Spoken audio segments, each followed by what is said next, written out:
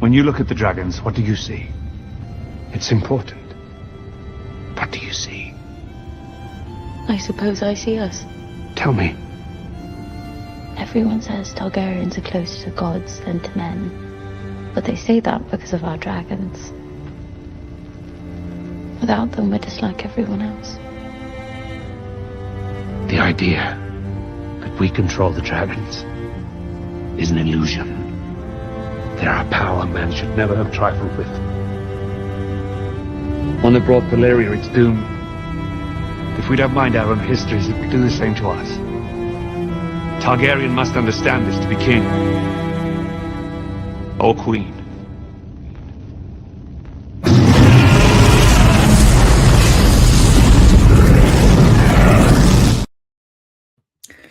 And welcome to our breakdown of the final episode of A Night of the Seven Kingdoms. This episode titled Tomorrow.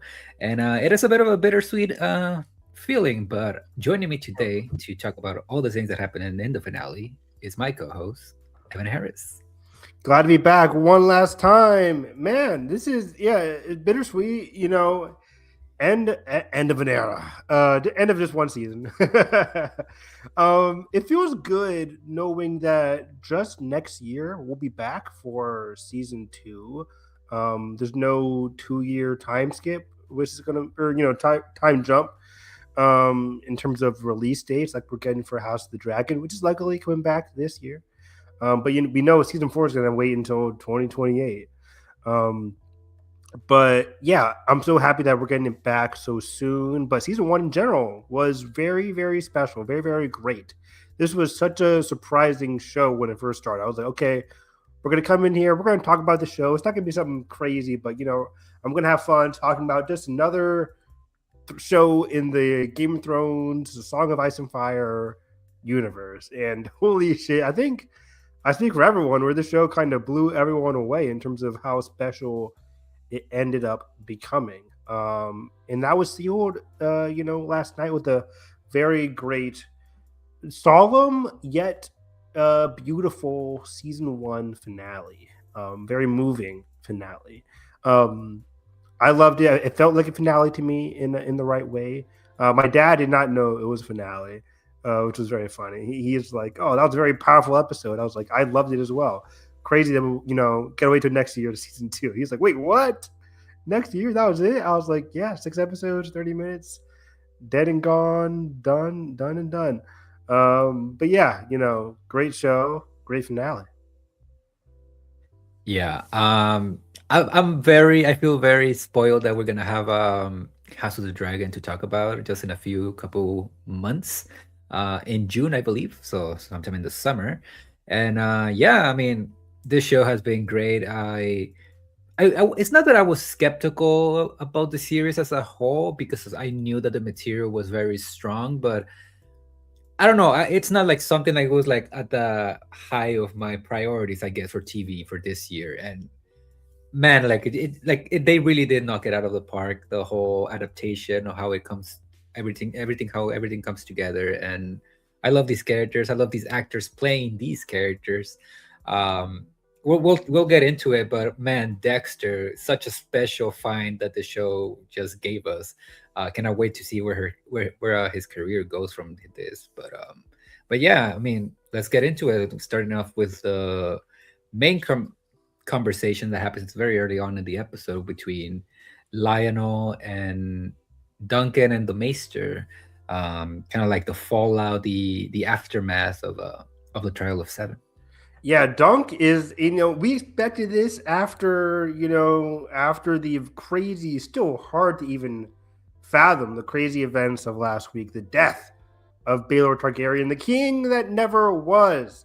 Very tragic. And we expected Dunk to be feeling bad and, regretful about it all. But man, he really hit like big time depression mode in this finale. But what struck me about this episode in general is how a lot of the kingdom, minus, of course, Maekar and Valar are the big ones being like, man, it really it hurts. But a lot of people aren't that upset. Granted, this is a show where we're getting the perspective of the townspeople, the townsfolk, the people that Dunk has gotten to know even vicariously. But we get like Raymond. We're about to get into Lionel in a second here. Even Even when I'm about to say even Gwen. Is that her name? Gwen. Gwen Um, Ashford, yeah. When Ashford, like a lot of people are saying, like, thank you, Dunk, or not thank you that he's dead, but it's like, hey, thank you, I'm sorry, they're apologizing to him, not necessarily like spitting in his face, which is kind of what I thought. Like, I thought there'd be more anti-Dunk people in this finale, but he has like one conversation with Valar, his Baelor's son, which, yeah, makes sense, and then Midgard, Baelor's own brother. So like, besides that, a lot of people are just like, hope you feel better, man. Have a good day, man. It's like, wow. I was like, it's not that bad from the everyday perspective, at least in this town.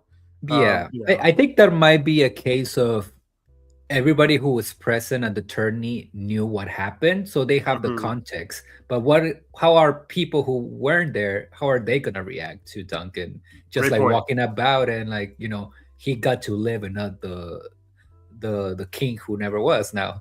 So yeah. Yeah, it's tragic. But yeah, getting into Lionel here, this is the last we'll see of Lionel. So just shout out in general to the actor that plays Lionel. I keep forgetting his name. Daniel Inks. Daniel Inks, fantastic find. He's an old guy. He's like, it's kind of like that Pedro one idiot. Pascal, No, or- that one idiot who called. I know who you're talking about. upcoming Yeah. actor. Like, no, he's been around for a hot minute, but it's just great to see him in this show. And he's excellent, and he embodied Lionel so freaking well. Like, he was kind of our entrance to the vibe of the show in general. The Lionel Dunk dynamic is kind of our first true like dynamic that we're getting in the show in general, in terms of the parties, the lackadaisical attitude, the kind of vibe that was set forth from the beginning of the series. And to see it culminate, for now, Act One, in this season was very special because he talks to Dunk very frankly. This is a guy who has a lot of power in the realm. He is a very high, lord in general, but he is coming to Dunk.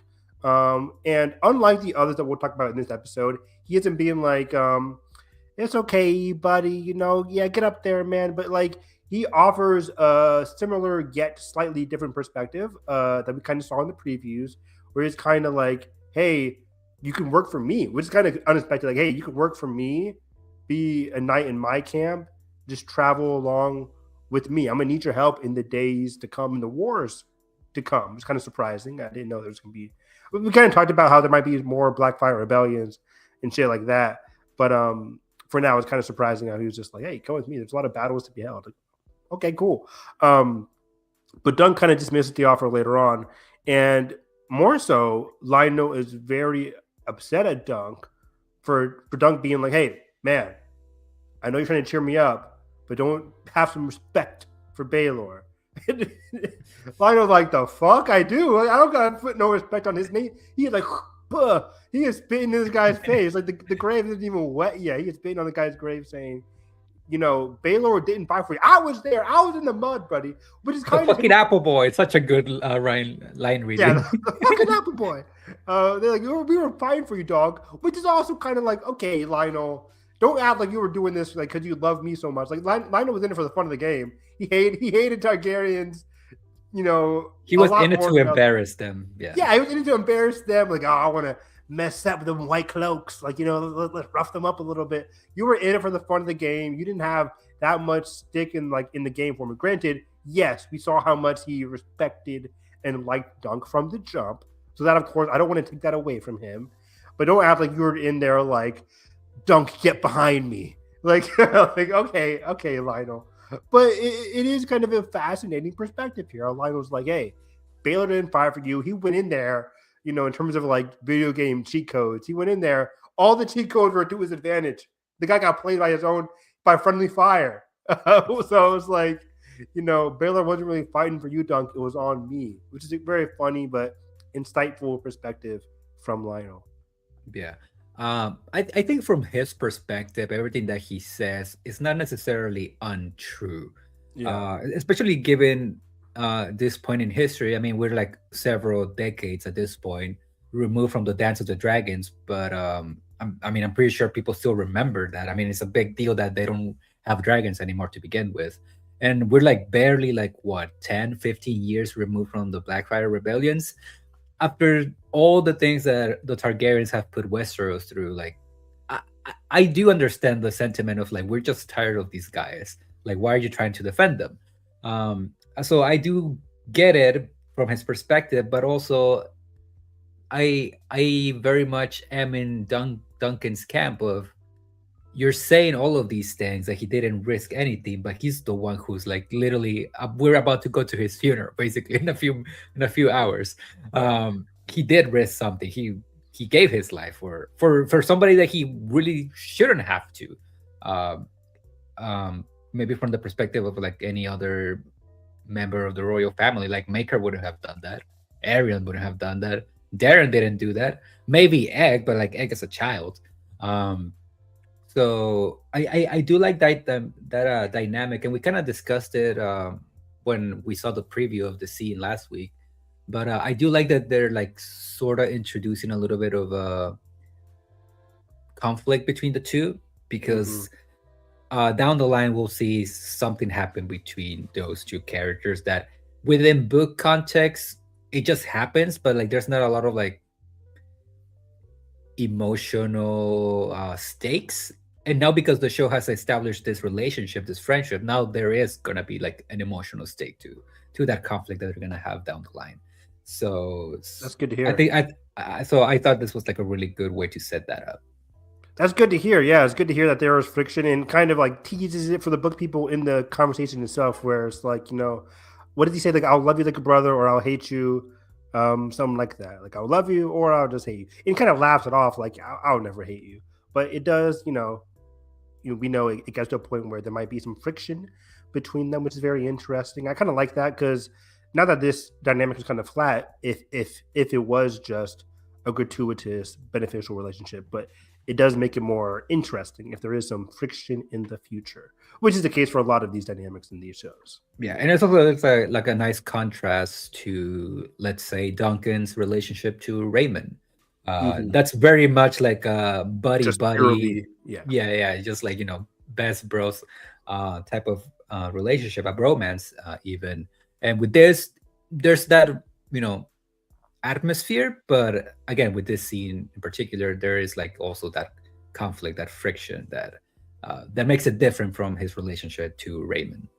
It's just great to see this kind of perspective in a show that, like, yeah, as you said, it's so recent since the clash of the Targaryens. They're incestuous aliens. People don't really look down, or people don't really look up upon the Targaryens anymore. The Targaryens are here, at least from the beginning. The Targaryens are even here because they need to rebuild that social capital with the people. Um, but it's just so fascinating that, unfortunately, that, like, first of all, Dunk has an inclination to be respectful for anybody that is highborn, above him. And second of all, Baelor was one of the good eggs, which is kind of hard to say in a realm of like bad eggs for Targaryens that just ruined the state of the realm, for the worse. But going against Lionel's point, Baelor was one of the good ones. Even if people refuse to see that. It's so people like Lionel, I mean. Yeah. So it's just so fascinating. Like, dang it, Baelor. Even though his family might not be great, Baelor was one of the best ones, and that's what's really hurting Dunk, because Dunk understands that personally. We saw last week how much Baelor really understood Dunk. I keep going back to that cordial conversation that Dunk had with Baelor after, like, while he was still in prison, but just like casually talking to Baelor about like Egg and about the circumstances. Like, man, trial by combat might be the way. It's like, he was really helping Dunk, and Dunk understood that personally, which Lionel wasn't there for those kinds of conversations. Yeah, and something that also we'll get into it later on, but it does sort of introduce you to this idea that you and I, we're on the same page. I'm pretty sure about this stupid line of every time a Targaryen is born, the gods flip a coin, and I blah blah blah blah blah blah. But despise that line so much, even though like, cause like you can, it's such a blanket line where it's like, but it can be true, right? Like, yeah, but that can be the case for literally anybody in the entire it sounds world. like word soup of like you think it means something, but it doesn't actually mean anything. It doesn't mean anything. Um, That's the same but case like for any family. Yeah. yeah, but like I like that you're having these conversations between these characters at the very early on about like was he a good guy, was he like taking advantage Mm-hmm. of his like status, of his privilege, but then like later on we see that just how fucking broken this family is on all corners. I mean, again, we'll get into it, but like that line with Darren about, oh, Arian used to be a nice kid, he liked fishing. I can't wait to get into that. Yeah. Yeah, the whole thing with Maker of just like they don't really mention it in the show, but at this point, I'm pretty if I believe correctly, his wife is like she already passed, and like he's basically a Mm. single father, so he already has that weight plus the stuff with like his children sort of being disappointments, and now this on top of all of that. So Was again, Makar's like wife also Targaryen? I believe she was. Why am I blank? I know they're incestuous aliens. No, no, no, no. I think she was married to uh, Dondarrions. Okay. To a Dondarrion, something like that. I'm pretty sure it wasn't a Targaryen Got though. it. Got it. I'll double check on that before we talk about it later. But yeah, like again, it's a nice way to introduce that, which again, we'll talk about it later. Yeah, for sure. Because I think this episode really is predicated upon a couple of things, but paramount is like, yeah, Dunk, Dunk's tenets as a knight, which has been the main theme of this entire show. The knight who might not, who isn't, I mean, not even might anymore, who isn't a true knight, but embodies a knight of 7 kingdoms, 9 kingdoms. Um, and along with it, like how he interacts with the world around him, specifically the Targaryens. It's very fascinating. Yeah. Also, Maker was married to a Dane of House Dane, Dane, House Dane, got it. the Sword Um, of the Morning. nice. So yeah, I'm just again as we say goodbye to this Lionel conversation. Daniel, fantastic actor. This fantastic relationship between him and Dunk, which is really special and one of the first things that really caught my eye for this entire series. So sad to say goodbye to him. But we move on to I think the next scene, the funeral here, It is the um, funeral scene. Yeah. which A is really, really nice. It is sad, but like again, keeping in touch with the tone that the show established very early on of like doing like bits. I love that the transition between that scene and the funeral is like, oh, we'll live after the roast. Cut to like the funeral pyre. yeah. Like the roast. Like in our day, it's like the roast. Like, oh, we're gonna have a good roast today. We're gonna have some fun, eat whatever. But like the roast, like cut to the roast, like just like a casual thing. But yeah, this is the unfortunate death, the final pyre of one Baelor Targaryen. You see that, as you mentioned, the Maester is there, Baelor's family is there, at least Valar is there, um, and Maekar is there. And this is when we get our first look at the reaction of Maekar, because we didn't really see Maekar at the end of last week's episode. We're like, did he even mean to do this? That could have been the thought in some people's heads, but very early on, without any dialogue, at least in this first scene, the camera zooms in on Maekar and looking very, very. I know we mentioned how this episode is very solemn, and that's from Dunk's perspective, but besides Dunk and Valar, Maekar is feeling the worst of the bunch here because a lot of the responsibility is on him. And I know some people might be confused in terms of line of succession because, they do reference Maekar a lot. Even Maekar says in the upcoming conversation how the kingdom might be looking up at him in terms of like, oh, Baelor would be better. But Maekar isn't the next in line. That next line would be after, of course, the real king, who might not even know his own son's dead, by the way, because, messaging, transportation, etc. Yeah. Very funny. But anyways, Baelor's son, Valar, would be the new heir to the king, correct? Yeah, and then I believe he had two sons, so it would be his children, and then after that, it would be the next brother, which would be Ares, Then after him, it would be Rhaegal, another brother, and then it would be Maekar. It's crazy. And in between those brothers, each brother has like their own children. So a lot of people need to die for it to pass down to Maekar. Which is again go back to why eggs like. Can I just go on the damn road? Y'all Yeah, don't need me. like I don't have a job in this family. Can I just like go chill? Right. But yeah, very early on, we see Midgar feeling depressed. We see a lot of people around here. It's not as crowded because, yeah, this is unfortunately a death that wasn't supposed to happen. So the immediate people in the realm, in this family are here. Yeah, it's a very depressing. I mean, any funeral is depressing, but it's a very depressing funeral compared to like the one of Rhaenyra's mother in episode 1 of House of the Mhm. Dragon. And again, another great way to like contrast both shows and both time periods. You in that funeral pyre, you have, it's like a ritual. You kind of like call a dragon. The dragon is the one who's gonna light the fire for the funeral and all of that. And Yeah. again, all of that is gone. It's just like very depressing. It's very to the point, which makes it maybe stink a little bit more. Um, but yeah, I mean, I really love the conversation that we get after this between Duncan and Valar, um, Oh my God. who didn't really have any real lines up until this episode. And man, it makes me sad that that's probably going to be the last thing that we're ever going to see of him in this show, because those just couple lines, he kills it. He's great. Unbelievable. Yeah, because like I don't think he'll be a character that we're gonna see in like season 2. At least, whatever, you'll know more than me. But man, this show is minimal, minimal input into the show, but big impact. Yeah. Because Valar's dialogue, his lines, the way he's expressing himself, the way he's looking at Dunk, I can't completely relate at all, but like I can really feel what he's trying to exude here, which is just like, Empathize. Yeah. okay, yeah, totally. I can empathize with what Valar is going through here. Just like this nobody, this random person caused this trial of 7. Granted, it was, Aryan. But either way, this whole fight in the beginning even happened because Dunk intervened or whatever. And why do you get to live? My father's dead. Like, what makes you so special? This you nobody.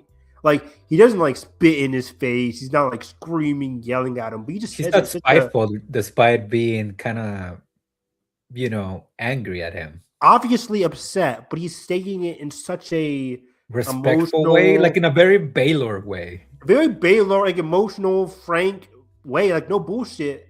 Why do you get to live? And my father's dead.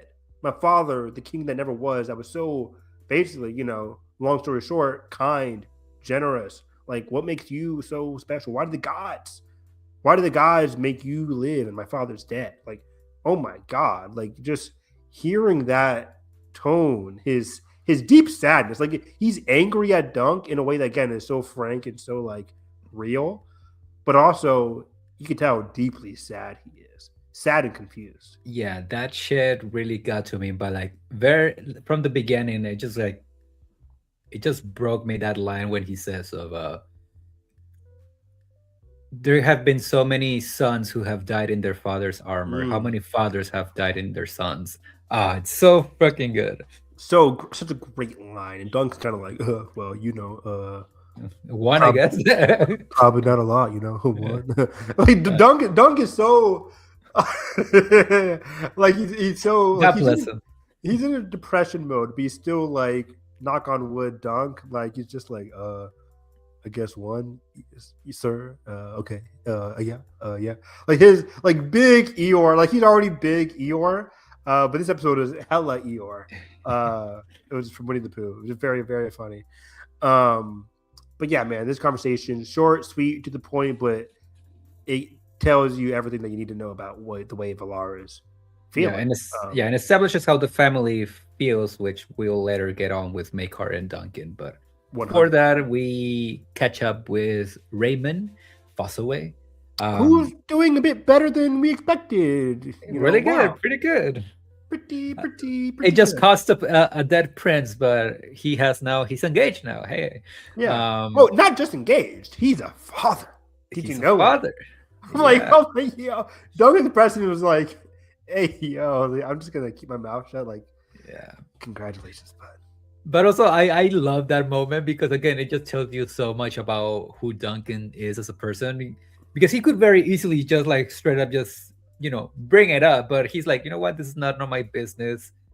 Be happy, enjoy your Yeah, life. it could be like keep on asking questions like, time doesn't usually work like that, but okay. So let's break this down. Raymond, with his girlfriend now, fiance, soon to be wife, or Lady Rowan. yeah, they kind of got married actually, not even fiance. They kind of got married overnight, Yeah. basically, which is kind of baffling. Even I was like kind of confused. I was like, what is going on over there? I was like, was she always his? I was confused at first. I was like, was she always his wife? Like, what the heck is going on? No, just boom, boom, boom, shotgun wedding type shit. Very fast.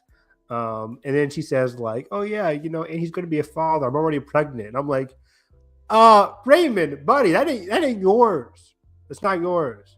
Um, it was just such a funny interaction, which is just exuding some much needed comedy in a show that would have been so depressing. This finale, Valar, Lionel's conversation was also exuding some like playful, friendly comedy. But yeah, this is just getting some absurd levels of comedy here. It was very, very funny, but again, very refreshing, heartwarming character for Dunk. Because again, Raymond, as I mentioned earlier, he's one of those characters who isn't really lashing out at Dunk, contrary to Valar, contrary to Makar. He's just like, Dunk, I'm always there for you. Look what I got. I'm happy. Starting a cider business that we talk about. Like, he's doing good for himself. He's a rich guy. Got himself a wife. Got himself a business. His cousin ditched him, but he's still doing pretty good. Yeah. I kind of like how he mentioned he has a tent over here, but his cousin ditched him because like how dare he leave his cousin. It was also very humiliating that his cousin lost to Raymond, who just became a knight. So very, very humiliating for the other pass away cousin who we'll never see again. But yeah, for Raymond, just friendship has been burgeoning on from the very beginning, similar to Lionel. And I like them to dunk together. Dunk's very respectful, not really laughing it off, and just like taking it in stride, really taking happy for all the gratitude that he's getting from Raymond. Yeah, and it also serves as kind of like a nice way to tie everything together with the pilot of the show. One of the first people that Duncan meets is actually Lady Rowan. Well, now Lady Rowan, and like how it almost started almost as a dynamic of humiliation of like, what are you doing in this place like this? You're gonna get yourself killed.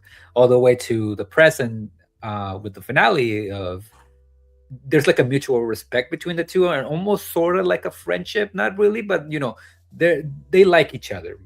You can tell that there's a level of we come from we're cut from the same what is it, same Cloth. cloth. Yeah. Yeah. Like, yeah, there's like an acknowledgement there. She was one of the first ones to even bring up the topic of hedge night in the first place, right? With her and her Yeah. other friends, they bring up like, oh, just a regular hedge night. We've been around the block. We've seen your kind 1,000 times. You'll be no different.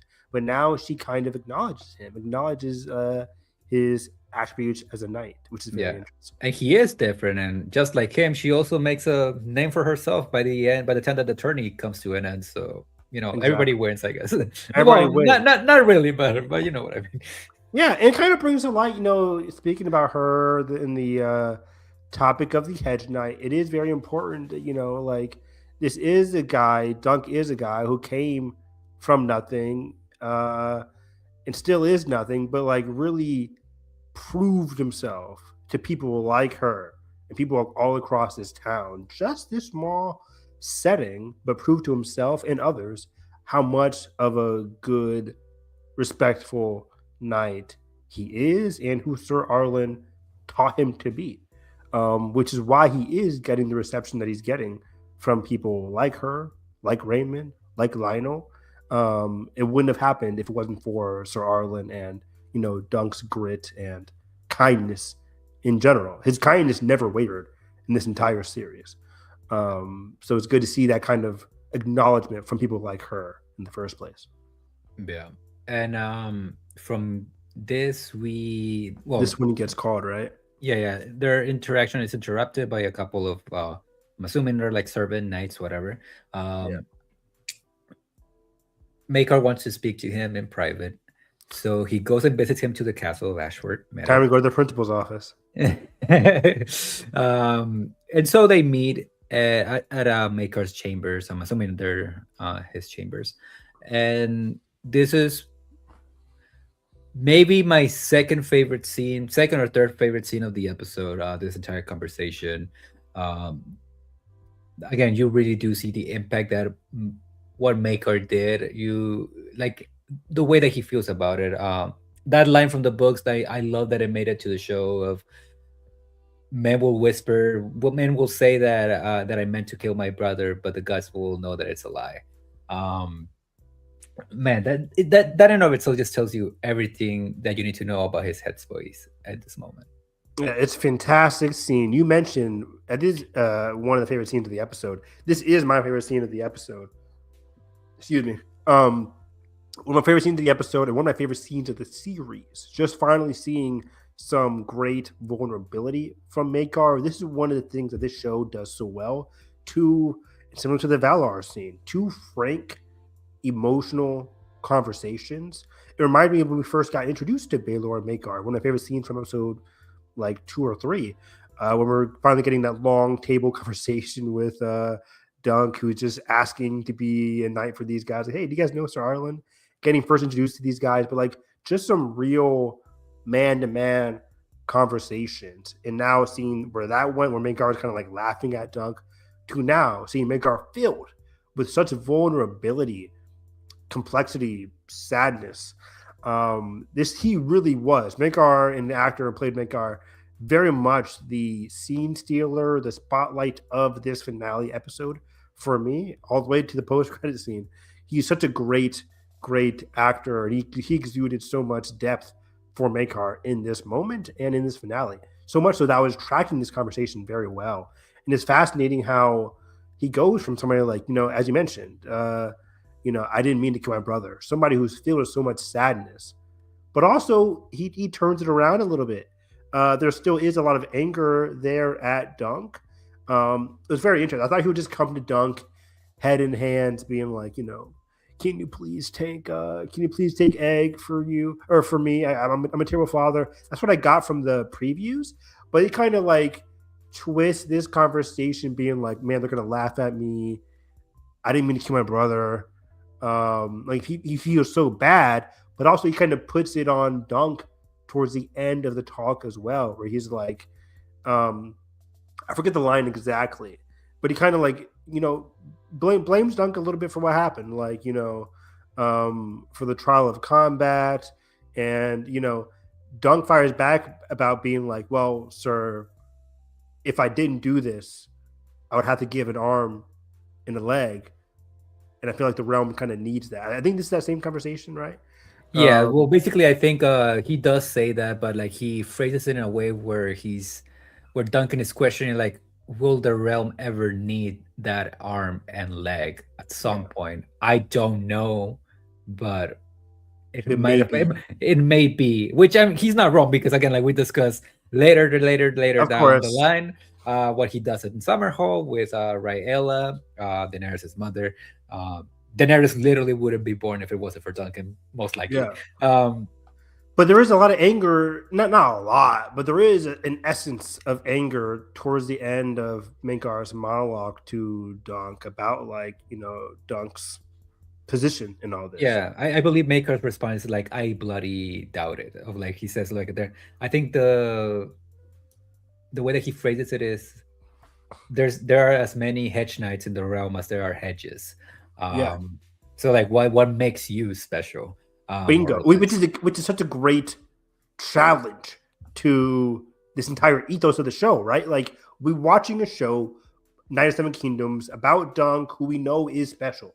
But But Dunk ran into such a tragic incident, and Makar is really challenging that essence of being like, what makes you so special then, Dunk? You know, in a meta context, like this show is all about you. You survived. My brother's dead, who was much more powerful, influential. I talked about it last week how Dunk has lesser dreams than his friend Rafe, who died tragically, and he has lesser dreams than somebody like Baylor, who had bigger dreams for the world at large, bigger goals, bigger, wider influence. They had bigger goals, bigger dreams. Dunk just wants to be a knight and wants to be loved, wants to have friends, wants to have a home, basically. There's 1,000 of that. What makes you so special, Dunk? And it's such a very fascinating challenge to Dunk's entire character. Yeah, I've always liked Makar as a character from the novellas, but I never looked at him as one of my guys, if you know what I mean. But Yeah. this show has really added a lot of context to his arc, to his character, to the point that he is very slowly becoming one of the most interesting and one of my favorite Targaryens in history. And one of the things that I love about this entire conversation and the dilemma that Makar is facing is that for almost his entire life, he was always, the afterthought. Like, again, we've talked about this like nonstop since episode 2 of Baylor, the prince, the hand of the king, blah, blah, blah, blah, blah. And then his brother, Makar. And Makar. And I almost get the feeling just from this finale of, well, he's gone. Other than him, I'm like, even though like there's those two other brothers, those middle brothers, they're not very reliable. People kind of like, disregard them.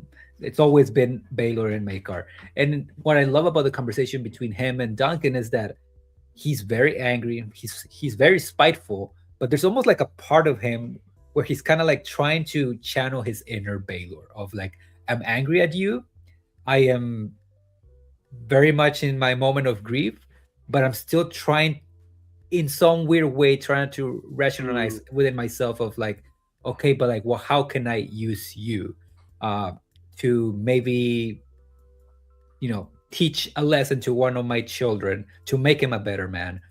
He's trying to see, even though he's very much looking down on Duncan of like what makes you special, he's also trying to like, again, kind of like channel that inner Baylor that's no longer with him of okay, I'm trying to give you the benefit of the doubt by offering him the chance to A, have a place under his service at Summerhall, B, complete his training, and C, have Duncan be the knight that Squire's for.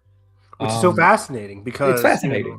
Dunk has had this, we haven't seen it necessarily, but we can tell he hasn't had the best fatherhood example for his kids. Darren the drunk, Arion's an asshole, Egg, doesn't want to be with his family, ran away from home, basically. Not the best father to his kids, setting a good example. But at the same time, he's so angry, he's so sad. And I think at this point, it allows him to be so vulnerable. And while he's angry, yes, he is angry to Dunk. Like you said, it allows him to be like, well, at the same time, what would my brother have done? That's a good point. Like, let me get my anger across. What makes you so special? But at the same time, let me do you a favor. Come to Summerhall. Be a knight like you want to be. Check that off your list for your goal for your entire life. I'm setting you up for life, basically. This is a lottery. How many people in the realm would love to get this offer from Makar? Come to Summerhall, train Egg, 2 checks right there, and then teach my son to be a better squire at the safety of Summerhall, because I can't lose him. Yeah, but like again, like you mentioned that it is him trying to do Duncan a solid, but with a caveat of like, you'll be under my control, under my watch. There you go. And it's like that thing of like, he just like can let go. Like he literally just lost his brother, he almost lost the son, and like now Duncan is asking him to lose basically another. I do find it funny, like this is kind of like a side note. It does happen in the books that Makar sends Arion to Essos, to the Free Cities. But I do find it funny because when Martin wrote that novella, he didn't really have any of the Blackfire Rebellion stuff mapped out. So now that we know like the history of the Blackfire and of like Westeros at large, it is funny that that's what happens also in the show because all of the Blackfires are in Essos, so he would be putting Arion in Wow. danger. That's But I funny. mean, we'll see what happens with that. But yeah, it's so fascinating because Makar is filled with such like he's losing control. He's a father who's losing control, but really is trying to maintain Yeah. like said control as well. It's very similar to how one of the best shows of all time, Succession. Uh, Logan is constantly like losing control, gaining control, losing control, gaining control, and doing everything in his power to just try and like maintain control. But in this case, he's like, Logan Roy is like slowly slipping, and there's a bit of vulnerability at the beginning of season 4 about that as his time is coming to an end. And it's kind of similar to that here in season 1 of Night of Seven Kingdoms, where Makar is slowly losing control, and he's going to do any kind of plan to try and keep that control from happening, even though it's inevitable that, like, he might just have to let Ed go, even though he doesn't. And in this case, yeah, and it is very vulnerable, and it is it comes from a place where he's showing that he cares, but yeah, maybe even that is not enough in this case, because even with Arion, like the way that you're gonna punish him is just by like basically send him off to a vacation. Like I get what you're trying to like do, like the intention is there, but that's probably not how you should deal with it. And it's the same thing that he's kind of like wants to do with Egg and Daron and even Aemon. Like he doesn't even mention Aemon because it almost, to me, it comes across as like you remember Randall Tarley and Sam from Game of Thrones, of like Sam is a very bookish character, and he's not like a warrior, and like to him that's like a disappointment, to the point that he just like, what, I don't even want to deal with you, just send him to the wall. That kind of very much seems to me the type of father that Maker probably was to somebody like Master Aemon during his youth, of like, you know what, if you want to do your thing, go to the Citadel and study to be a maester. I'm not gonna deal with you. Yeah, he don't like forget about it. Yeah. Like again, it comes from a place of caring, but again, it might not be enough. At least you'll be safe there, right? He won't die by a mace to the head. But yeah, it is tragic, but it is again an example of like flawed fatherhood from Makar, which is again just so refreshing from a character that used to be so just like standoffish to Dunk. We're seeing some aspects to his character that are just so enlightening. But yeah, because again, it is from a good place, right? Like I was saying him in Summerhall, he'll be safe, he'll be under my watch. What could possibly go wrong? But we know what could go wrong, right? Just being in that vicinity, being in that royal vicinity, could lead to disastrous effects for Aegon, even if he is safe, right? What is safe for him might not be safe for his growth as a person. So Dunk kind of like declines this offer, and then goes to like take a break, and that's when we go to the tent, right, with the drunkens and the people. Yeah, his funeral with the beehive. Yeah, Beesbury funeral with the beehive is very funny. But we run into what I think is a very pivotal scene here, where it runs into Daron. How see is the king's name? The king is Daron.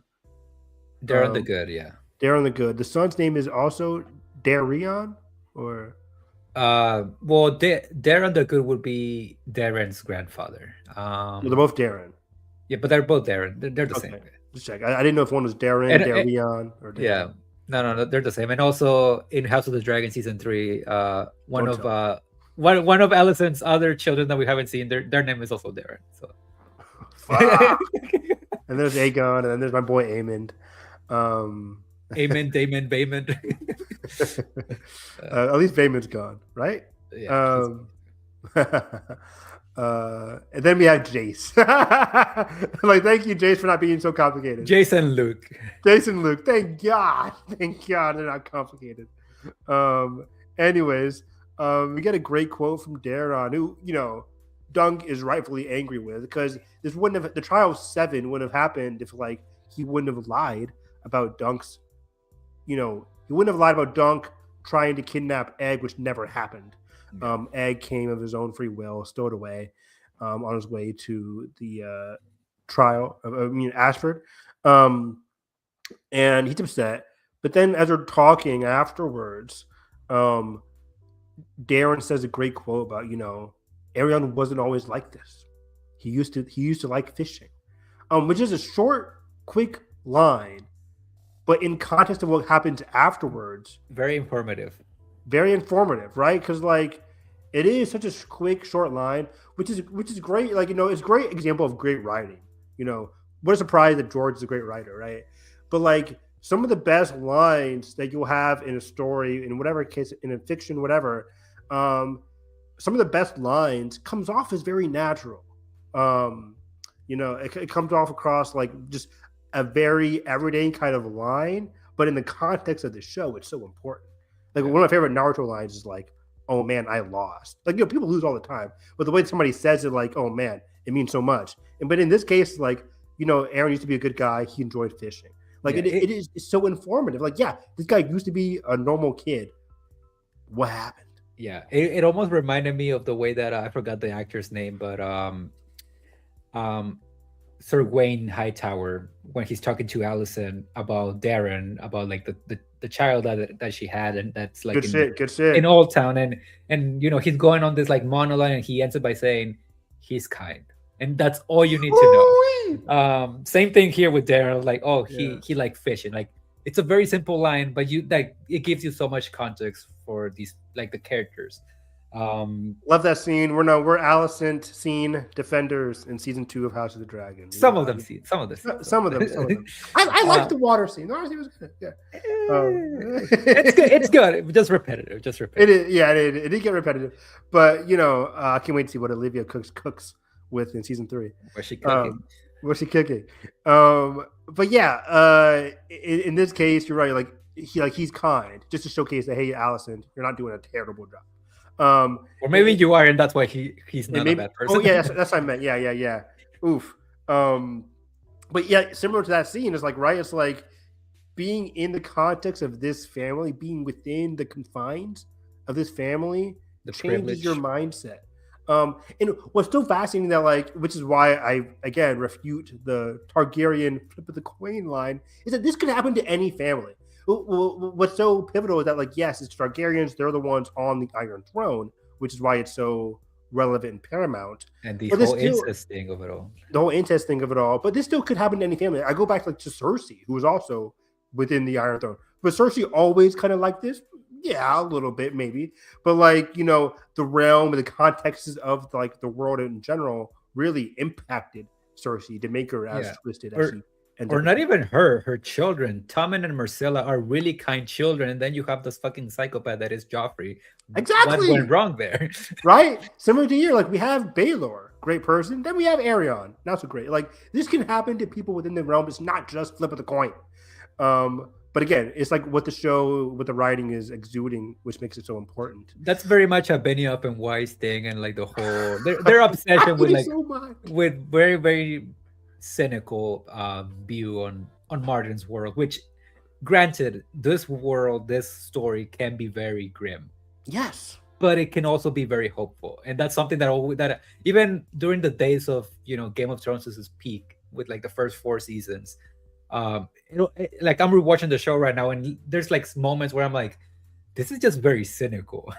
and it fits, but it's also, it's not really Martin, and I like those 4 seasons. I love them, but it kind of reminds me to the Harry Potter movies. They did a lot of changes from the books, but those movies, as they are, capture the essence of the story of Harry Potter. Yes, and I never really felt that way with Game of Thrones.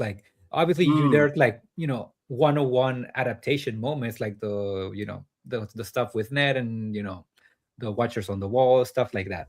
But I never really got the essence of what Martin was really trying to say of yes, this is a very grim, cynical world, but you can also have hope in it. And I'm not getting that with this show. And not really with House of the Dragon, but that's more so because that is like very That's like strictly a train tragedy. going downhill. Yeah, That is a tragedy. So it should have that tone. But with this show, I'm finally getting that essence of what makes Martin's world so special to me. and this has the benefit of, you mentioned it in chat, like this is like a very much King Arthur, lighter story, which makes it more digestible and fun to watch. In contrast to like another family member dies, like in House of the Dragon, it's like, well, another one's dead. Fuck. Like Rhaenyra's going to be upset. Allison's going to be upset. Like people are just dropping in that show.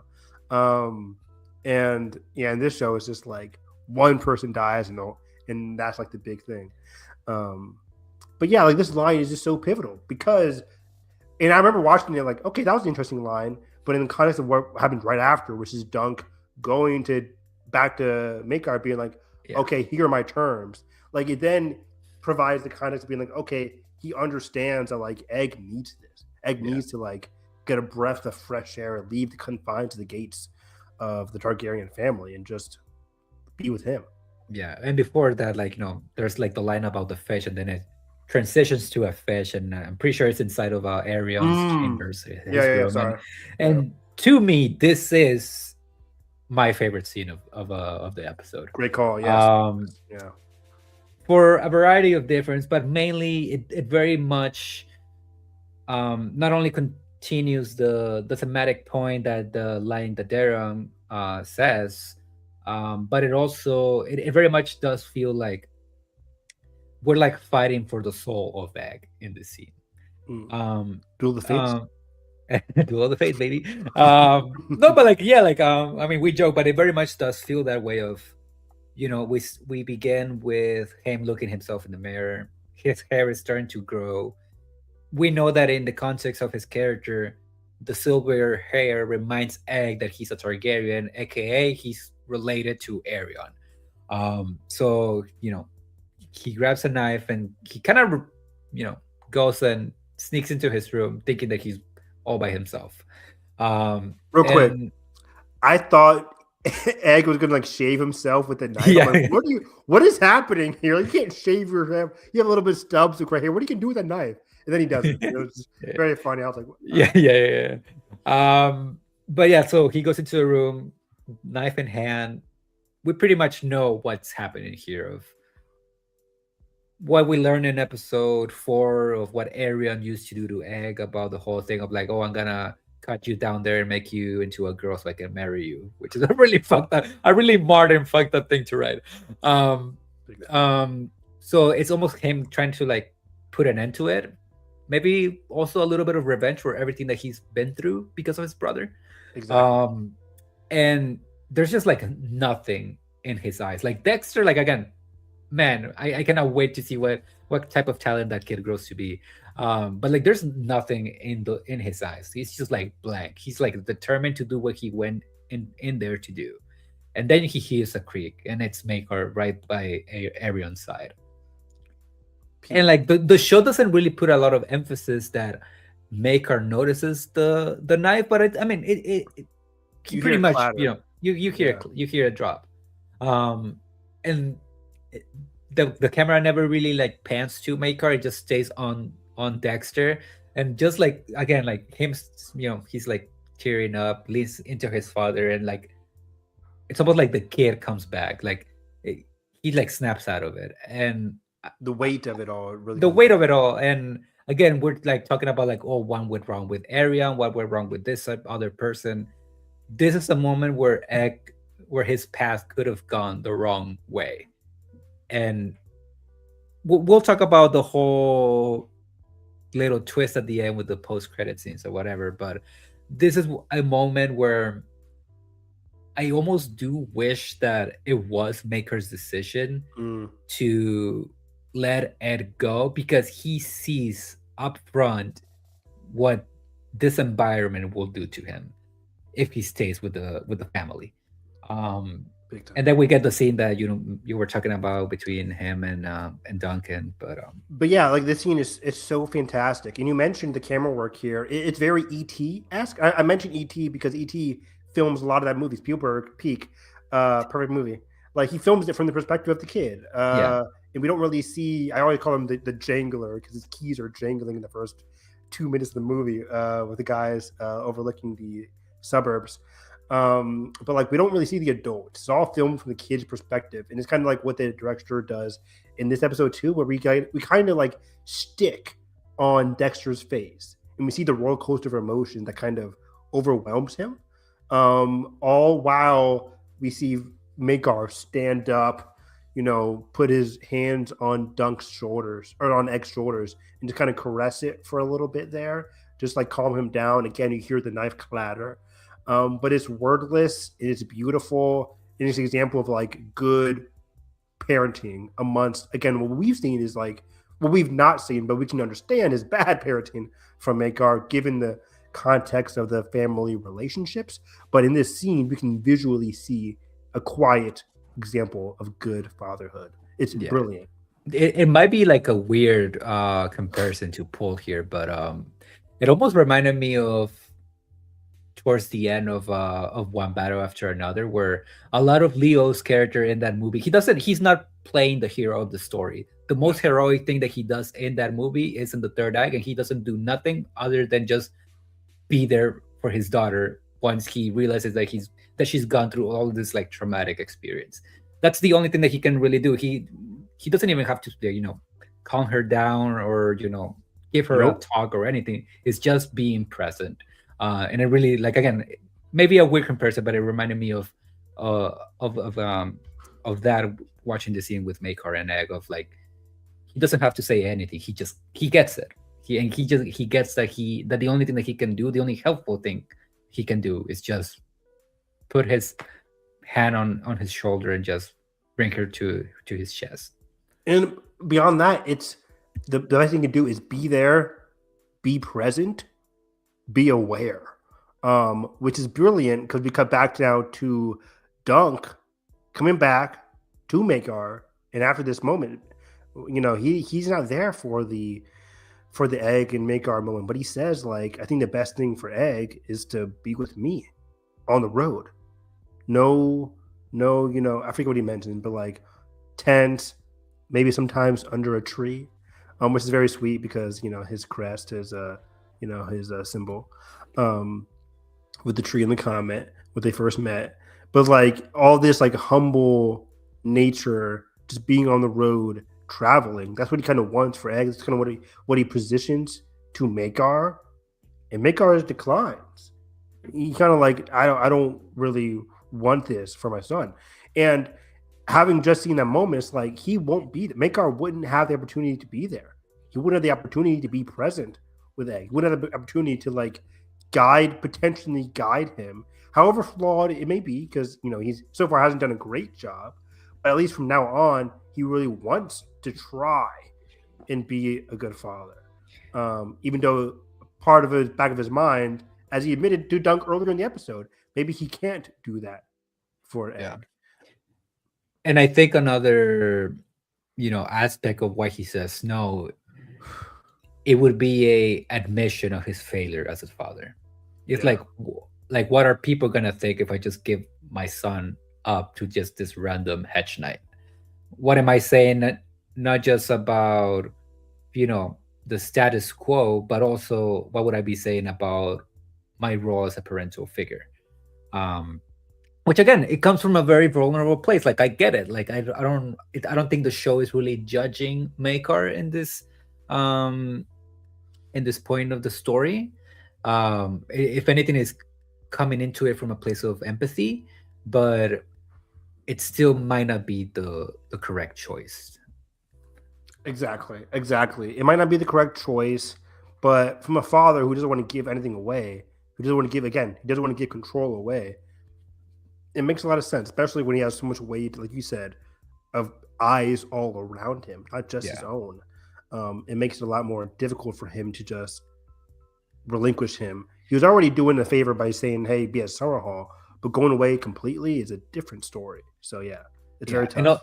And also that line that he says of he's my last son is very informative of how he sees his other children. Again, Aemon is off to the Citadel, studying to be a maester. nothing really that he can do there. Darren is pretty much lost to his drinking problem, as is Arion with his rage and just violent tendencies.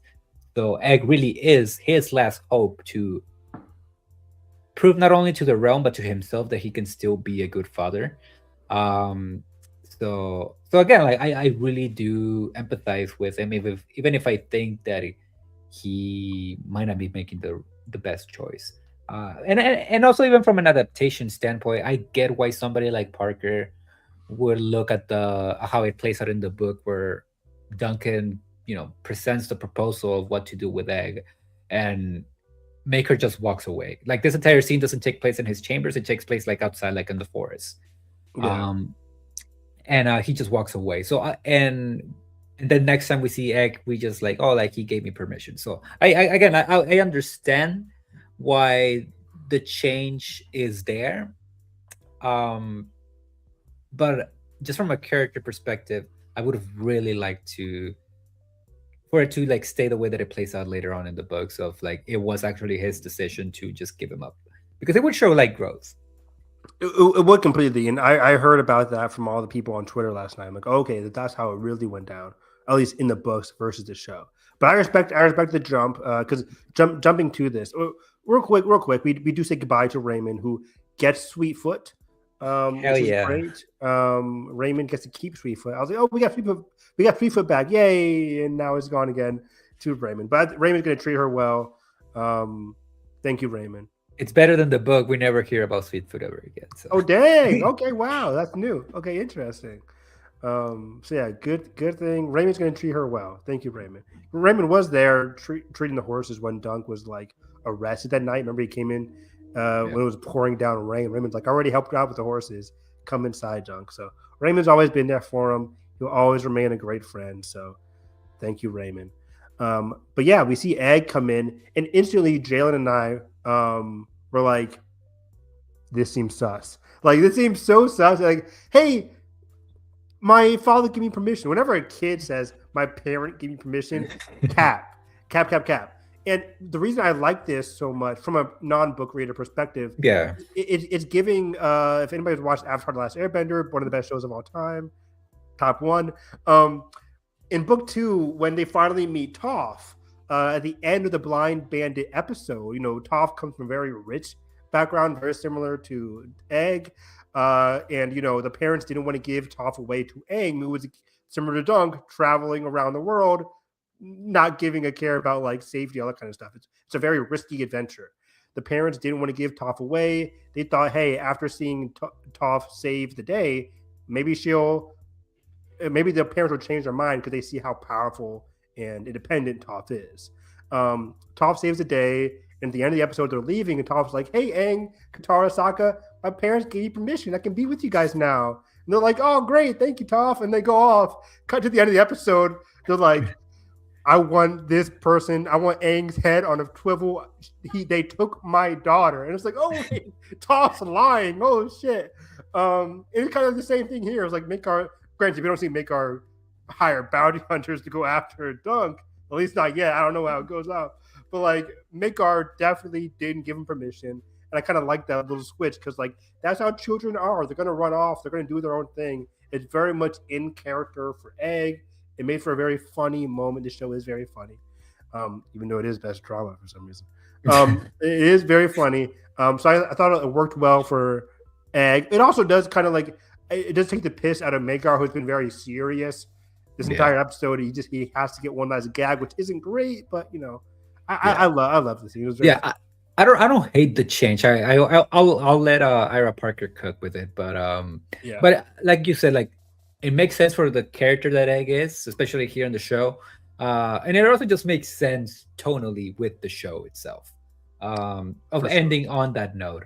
So that's why it doesn't really bother me, even though like I'm still like skeptical. Also because later on, very early on at the beginning of the Sworn Sword, the second novella, we learned that Makar gave Egg like a ring with a Targaryen sigil. Basically, what that's meant to represent is that if they ever get into any sort of real like trouble, to use their go to a lord, show them the ring, and they'll take Egg back to Summerhold. Kiss the ring. Yeah, basically, it's like it would be like Egg pulling his Targaryen card and like calling Daddy for help. Which I do think it's a very important thing to keep for the second novella, because for any little inconvenient, because he might be mature but he's still a child. For any little inconvenient, Egg is like, oh, let's use the boot, let's use the ring, and Duncan is like constantly teaching him like, don't rely on your privilege as a prince, you can like resolve this on your own. So is that still gonna be an aspect in season 2? I don't know. Maybe Maker does meet them like in a throwaway like flashback or something, or like, here's the ring, if you get in trouble, call me or whatever. But I can see that being the case. Where not that being the case, but I can see Egg stealing that, right? Yeah. Like just like he stole a ring and says like, hey, if this happened, I brought this along with me. And this lie is saying that, hey, Maker gave this to me, when actually he just stole it. But I think that's inevitable. As we get towards the end of the season. By the way, before I want to get into Egg's possible arc for season 2, fantastic, beautiful final shot. Let's just talk about it, guys. Holy shit. Themes, baby. Are for 8th grade reports. Was that Benioff and Wise, or was that no, that was Benioff and Wise. Why do I always think that's the Duffer Brothers? But anyways, probably too. Shout out Stranger Things. Anyways, we see Egg and Dunk on the 2 horses walking off literally into the sunset, while we see Sir Arlen go in the other perpendicular direction. Very Fast and Furious 7. Yeah. I saw the meme. That was hilarious. Yo, when that scene happened in theater, I was bawling. I was tears. When F7 came out, dog. It was so sad. But it was so great seeing this, like, really embodying what I always talk about with TV, damn it. Like, from season 1, episode 1 to season 1, whatever the finale episode is, just to have one singular theme, arc, important factor. Like, there's no, like, sorry, Disney Plus, but, like, there's no, like, overarching secret villain that's going to tease you to see what's going to happen next season. Like, I mentioned, I'll bring up, like, Ironheart, which I hated the finale for Ironheart, where it's just like, ooh, look what could happen. It's like, no, just give me a capper for your one and only season. You don't know if we're getting season 2 yet or whatever. Just give me one capper, one thing to put a nice bow on for this season, which, again, was all about Dunk and Sir Arlen. We kind of skipped over it, but Dunk even admits to Sir Arlen, like, hey, why did you not knight me? Which is so fascinating, because we've been talking about it for weeks.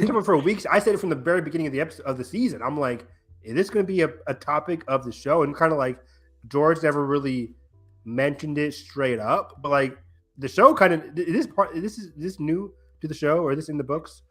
Well, the show kind of like presents the question but never provides an answer, and I feel like the show is beating you over it more so than the book does. I mean, he kind of admits it, right, in this moment in the show, right? I mean, I've also seen people say like, oh, maybe he knighted him right after the scene. Which I mean, it could possibly. Again, like, ultimately, I don't think it matters, because at the end of the day, whether he's a true knight or not, he's living by those vows more than any other knight currently in this time period. 100%. But I mean, you could say that it's more of an admission of like, oh yeah, he's not a knight. But to me, I read it more so as like, I don't think it really matters if he's living by those rules. Yeah, for sure. Yeah, I think it's both. Like, yeah, like, oh, okay, wow, he really is a knight. But also, hey, it doesn't matter, because episodes 1 to episode 7 or 6 have exemplified why he is a powerful, noble, and great knight. And he will go up to be even more great in the years to come. He's just done so much for this setting, this town, this moment in time. That he changed history, basically. Yeah, he really changed history.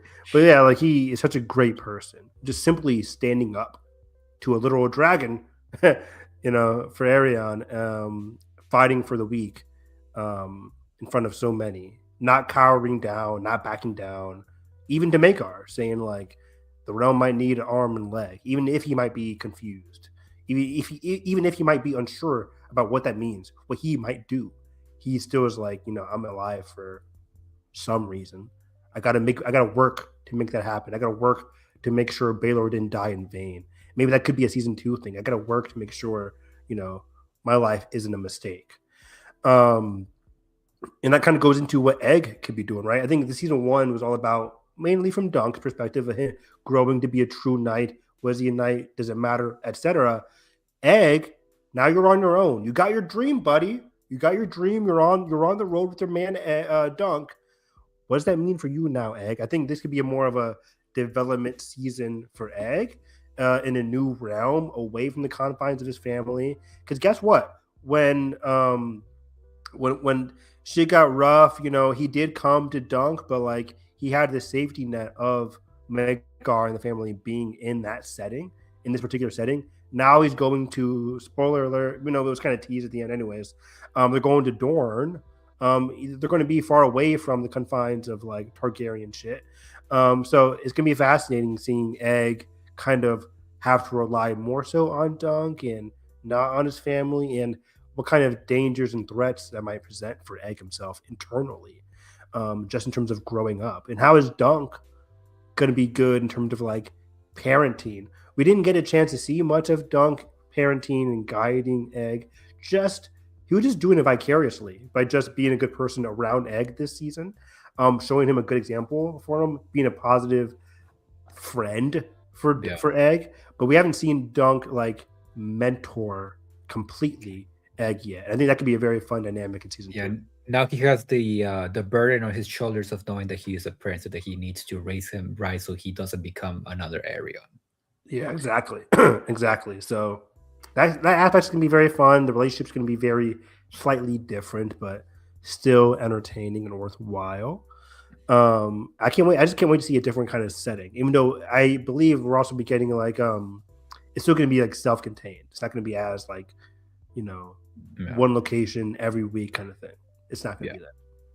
Yeah, I am curious how much they're going to expand on the whole Dorne thing, because spoilers I get, but not really. The second novella opens with them coming back from Dorne. There's like a bit of a time jump. Okay. So, but there's maybe like an opportunity for like a few flashbacks, or maybe the season opens with them in Dorne, and then eventually they leave. Yeah, because Ira Parker was saying like they're going to Dorne, at least in EW. Yeah. So yeah, we'll see how that goes. One of the things that I'm most excited about season 2, as I talked about in weeks prior, is the whole, I guess, environment in the Seven Kingdoms, about post Blackfire Rebellion, all of these quote unquote traitors having to live sort of in the shadows, kind of resenting the Targaryens, and then the Targaryen loyalists kind of looking down on them. That is a major point in the second novella, and also the third one, but that's something that we're going to be dealing with next season. So yeah, and I'm just excited to see these characters grow on screen. So yeah. Me too. And yeah, we are getting similar runtimes for next season. It is coming out next year, which is great. 6 episodes again, which is going to be informative. 6 episodes, similar runtime, probably around January and February once again, which is just wonderful. This in the pit every year for the next, we're going to be living an industry, baby.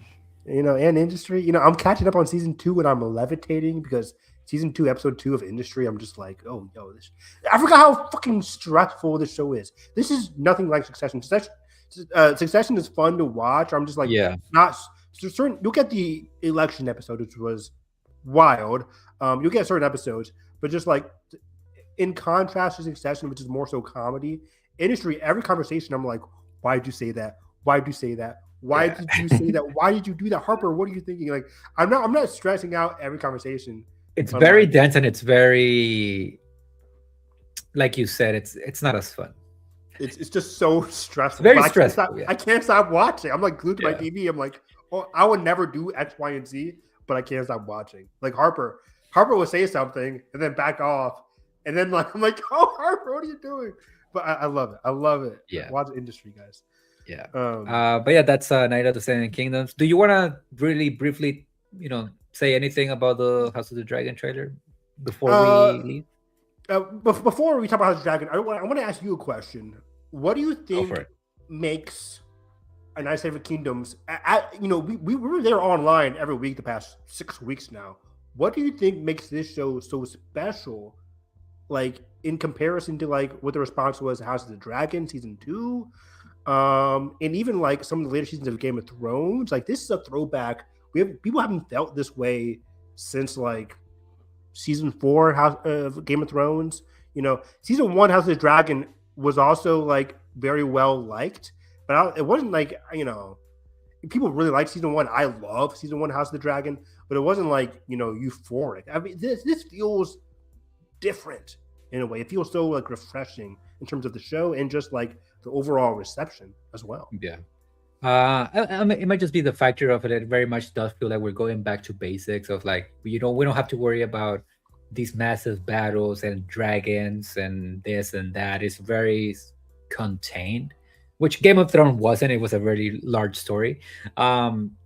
But like this feels very focused, I feel, compared to something like Game of Thrones or House of the Dragon. Another factor that I feel that might contribute to why people really like the show in particular is we're not switching a lot of between perspectives, between characters. It's very much just focused on Duncan, and every once in a while we'll focus on Egg, but like not really. I feel like that has another factor of why people like it. And then similar to what I mentioned like a few minutes ago, it does very much feel like this show just gets Martin's writing and the themes that he goes for and just the feeling of his world, something that just because of the type of story House of the Dragon is, it just can't be that. It's a very grim tragedy. And then with Game of Thrones, again, we have two guys that were like very cynical outlook on the world. Exactly. So and it's so different. Like I haven't read Fire and Blood, but just the way that story is told, from other people recounting the events of Fire and Blood, it's such a different vibe than like a novella, which is much easier to like put into text on screen. Yeah, and then you have somebody like Ira Parker who he's very much allowing these different tones like dance with each other. Like the show is very funny, but then it gives itself the opportunity to also go very dark. Like just this finale in and of itself, it starts in a very like almost like Office-esque vibe with like Lionel looking down on Duncan, like shaking the bottle of wine or whatever he has there. But then you'll also have time for like a scene with Egg and the knife with Arion and stuff like that. And even though Game of Thrones was very funny because of characters like Bronn or Tyrion, again, it came from a very like crude perspective. And this just comes across as very sincere. And I think that's what people are connecting with it. Which is great. It's such a refreshing show. So great.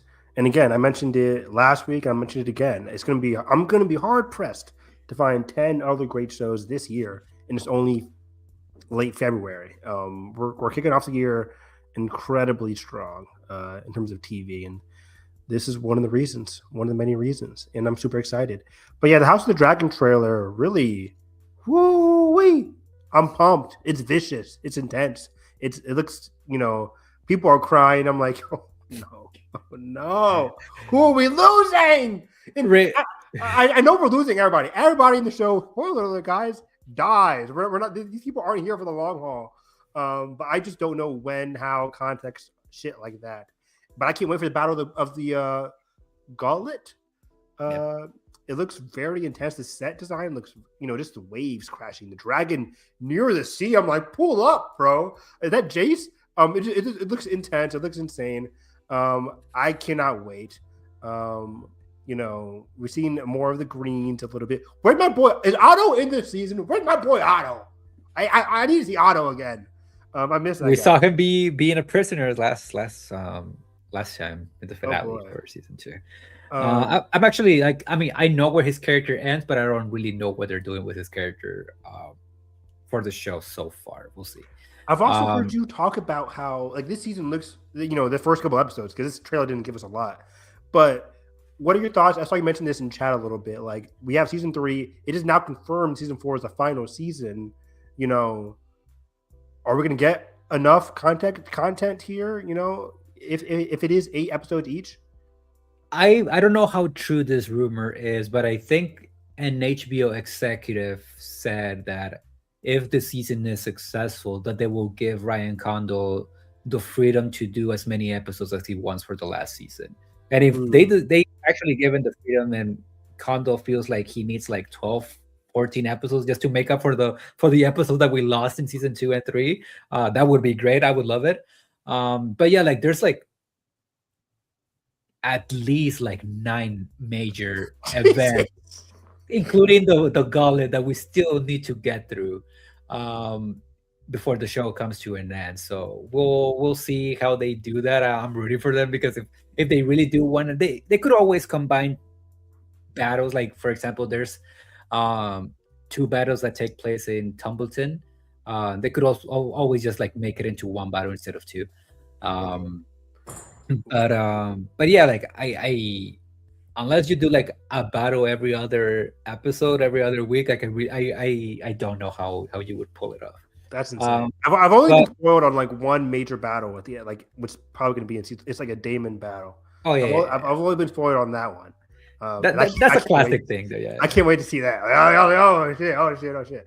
But yeah, I'm hyped. I'm hyped as fuck. And I think maybe, I don't know if it's the thing that I'm most looking forward to this season, in season 3, but it's definitely the most intriguing one for me. Is the Aegon subplot that they seem to be doing with between him and what's his face? Why am I blanking on his name? Is it just the L Lionel Strong or no? Well, his nickname is the Clubfoot. I forgot about his actual name. But anyway, the subplot between those two, because in Fire and Blood, before we see the Alicent and Rhaenyra make that deal, and eventually Rhaenyra will go to King's Landing, and when she gets there, as we know from season 2 as well, the gates will be open, right? Yeah, Aegon will not be there because he's already gone. Yes. And in the book, the way that it plays out, we don't see Aegon until like way later, and we don't really know what he was up to in between. Wow. Between the time that he left King's Landing and like when the war was basically over. So it seems like they're adding stuff with him, and also because they do kind of give an explanation of what he was doing, but they don't really go into detail. And this is just another example of just how hard of an adaptation House of the Dragon is, because you don't get a lot of content. You'll get like 2 sentences, and out of that, good luck trying to get like an entire subplot for like an entire season. But hey, Edgar, this isn't George's story, so we can't watch this. We can't have fun watching this. You know what I'm looking forward to, Edgar? I'm looking forward to people crawling back to House of the Dragon after this shit is peak fiction, peak action, and people are like, "Oh wait, this show's good now." It's like it's always been good. I do think that's gonna happen, and like again, like you have to consider what happened with season 2. Right? They went into that second season thinking that they would get like a 10 episode season. They get those episodes cut because of budget reasons. They don't have the chance to rewrite the entire season because of the writer's strike. So they just like go and film it as it is, no changes. I feel like a lot of the stuff that we were complaining about in season 2, like the repetitiveness, that's something that could have been fixed if Ryan Condal knew that they were gonna get 2 episodes X up front, and maybe like rewrite certain things to give the season an actual conclusion, like a beginning, middle, and end. But obviously that's not the world that we live in. So I am at least more optimistic about season 3, because they know that they are going into it with the fact that it's an 8 episode season. It should have a beginning, middle, and end. So I'm hopeful. There's things that I don't like about season 2. We've talked about it, like the whole repetitiveness. Sheep stealer, Reyna. What the hell are they doing with that? I have no clue. She's still looking for a dragon. She's still looking for a dragon. I legit forgot what happened with her. I remember complaining about like her storyline was ass, but I don't remember I don't know what happened with her. It was bad. I dare anybody to tell me like a single line of dialogue of Reyna in season 2. She's like, she's literally just out there in the field. Very, very frustrating. But yeah, like again, I have my issues with the show. I love season one. I like season two. I'm optimistic about season three. Yeah, I like season 2 more than most. I think it's a very fun season. The Damon stuff, guys, I'm telling you, it's not boring. It's really good. It's really fascinating. It's great.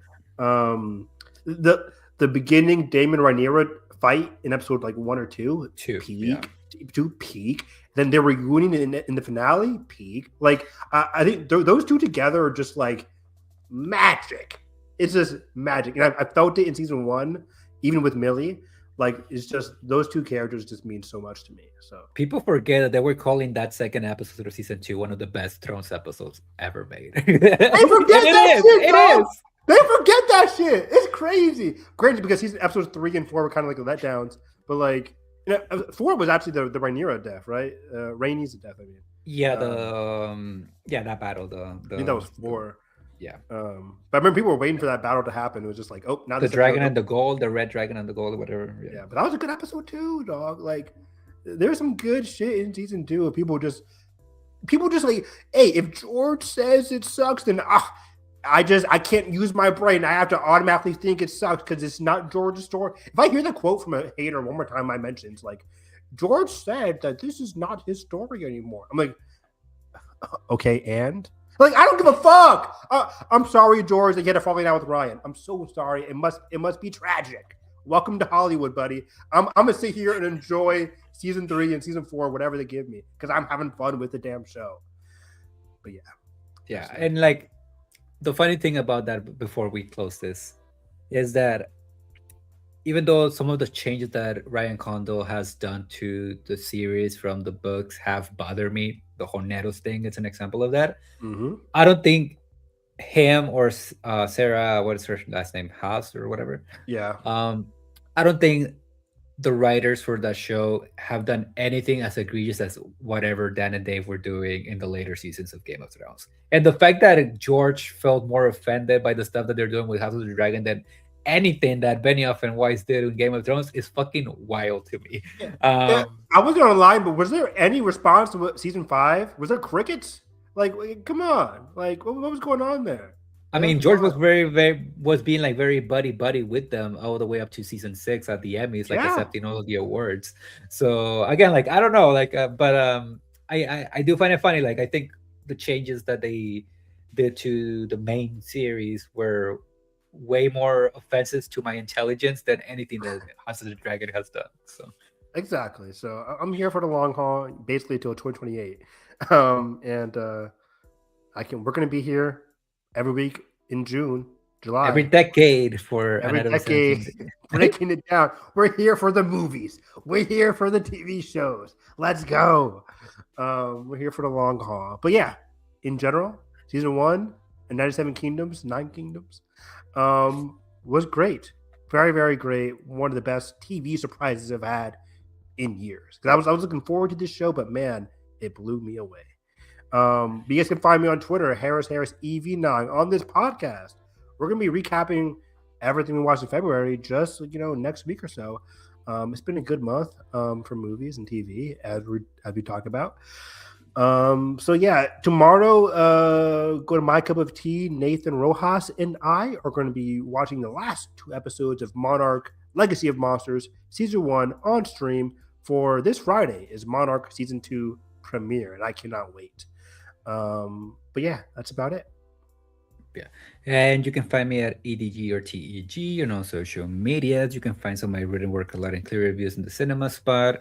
I'm writing a little not a recap, but like a review for A Night of the Seven Kingdoms for Loud and Clear. So you should be able to find that sometime later this week.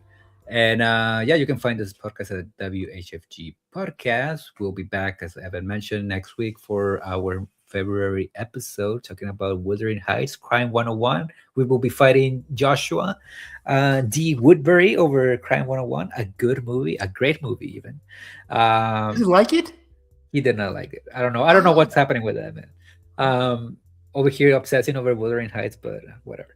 Not that bad. But yeah, we'll see you on our other shows in the coming weeks, days, and we'll see you with the show talking about all things Thrones in the summer in June for House of the Dragon. Until the next one, bye.